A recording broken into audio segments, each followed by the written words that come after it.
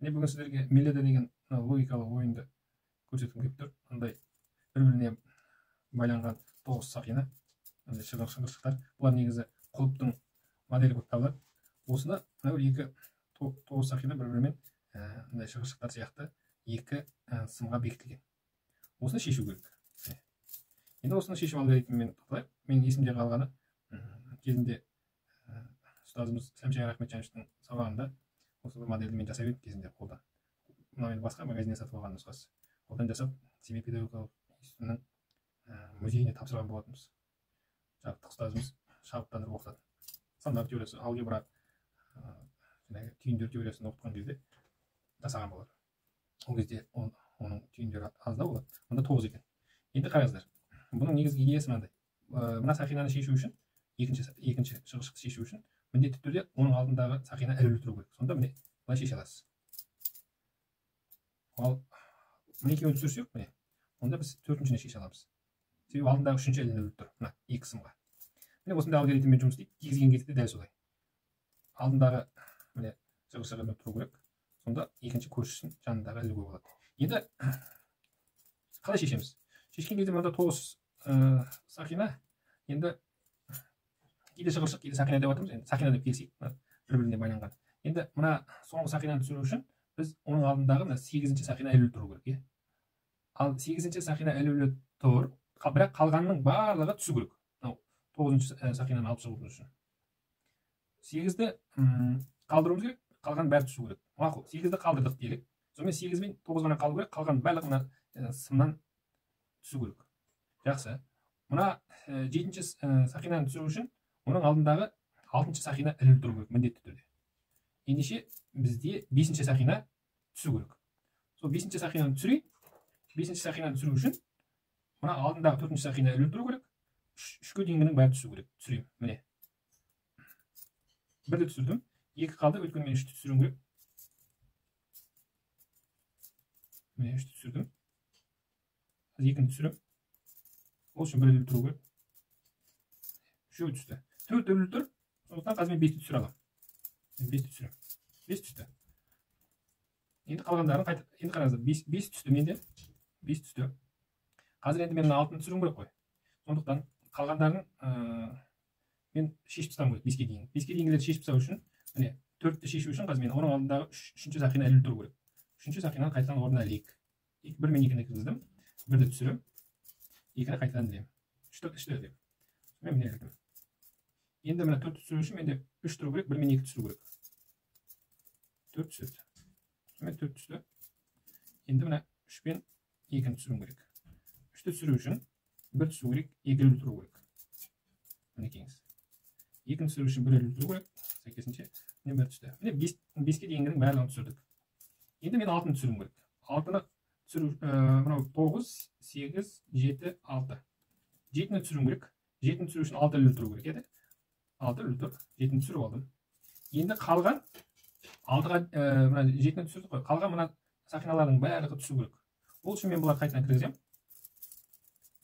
Себебі мына сақинаның алдындағы көрші сақинасы ілулі тұру керек.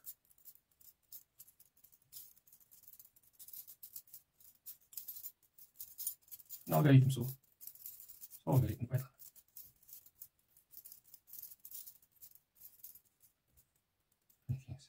Енді мен мынаны нешінші жақтан сарағанда 5-шіні кіргізіп,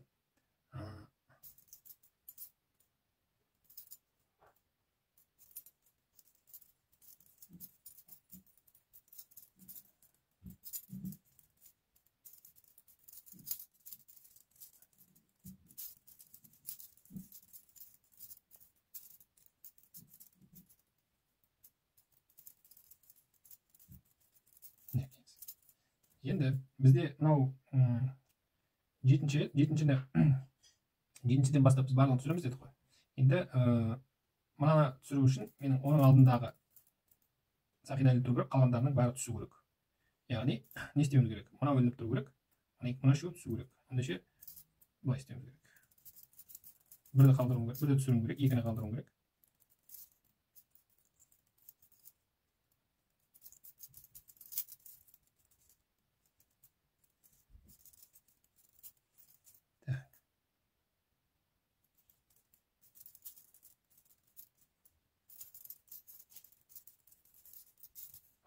шатасып қалдым, қазір білмейді. Так, мынаны түсіргім келіп тұр. Ол үшін мынау қалу керек. Мынау қалу керек, қалғанын түсіру керек. Мынаны түсіргім керек, мынадан бастап. Ендеше сәйкесінше мынау қалу керек менде. Екеуі түсу керек.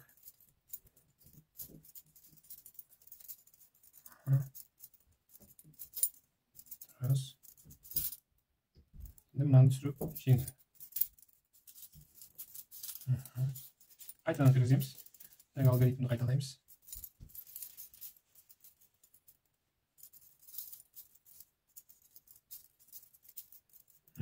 Міне екеуін түсірдік, міне. Мынау 8, 9 тұр, орында 7 түсті, 6 түсті. Енді 5 түсірім керек. 5 түсіру үшін 4 түсірім керек. 4 қалдырым керек. 5 түсіру үшін. Қалғандарын түсірім керек.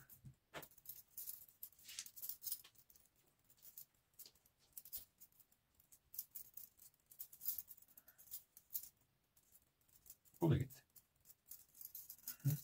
Қалғандарын қайтадан кіргізем.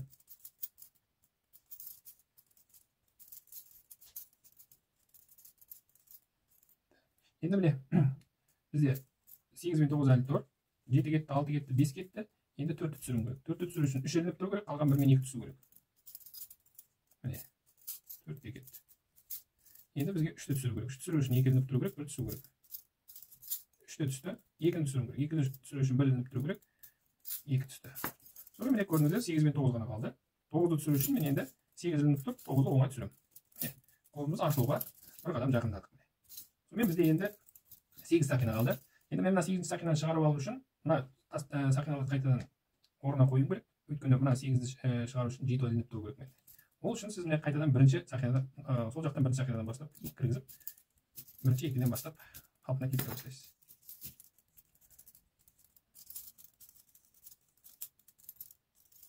Екіні бірді түсіріп, 2 тұр ілілі. Мен 3-ті орнына шығарып аламын. 1 мен 2-ні бірден түсірсем 3 қана қалады, 4-ті көтере аламын.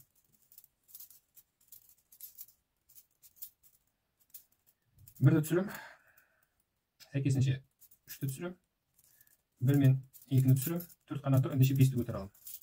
Орында. Алгоритмді қайталайым. Мінекеңіз. 5 сақинаны қайтадан орнына келтірдім. Енді мына 6-шы сақинаны және 7-шы сақинаны келтірем керек. Ол үшін, міне менде 5-еу орында 6-шысын келтіру үшін 5-ші орында тұру керек, қалғанын барлық түсу керек. Мен міне былай істеп тұрайын. Мыналардың барлығын түсіру керек.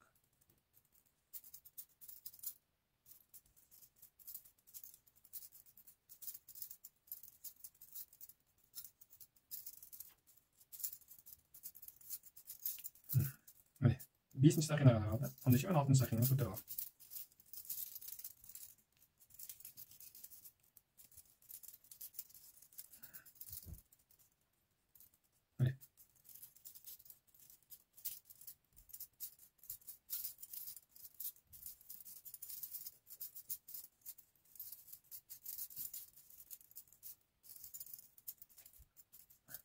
Енді бізге 13-ші сақина. Міне 5 сақинаны келтірдік, 6-шы сақинаны орнына келтіреміз керек. 6-шы сақина орнына келу үшін 5-ші сақина орнында тұру керек. Ал 4-ші сақиналардың барлығы түсу керек. Барлығы түсу керек. Түсірейік.